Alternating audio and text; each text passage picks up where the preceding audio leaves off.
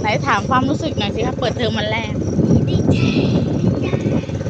ใจเจอเพื่อนจากเคยใส่กางเกงแดงตอนนี้ต้องมาใส่กางเกงสีกากีใส่สีน้ำตาลวันนี้เต็มเลยนะกระเป๋าใหม่เสื้อใหม่กางเกงใหม่เข็มขัดใหม่รองเท้าใหม่กระเป๋าใหม่หนังสือใหม่สมุดใหม่ดินสอใหม่กบแล้วใหม่ยังกบใหม่ยังลบใหม่โอ้โหทรงผมทรงใหม่ของพลนะไม่พูดถึงพลนะทรงผมก็ทรงใหม่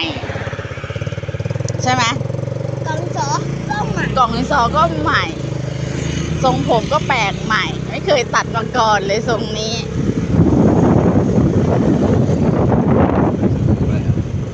คือหมูย่างที่เขาเคยกินอ่ะ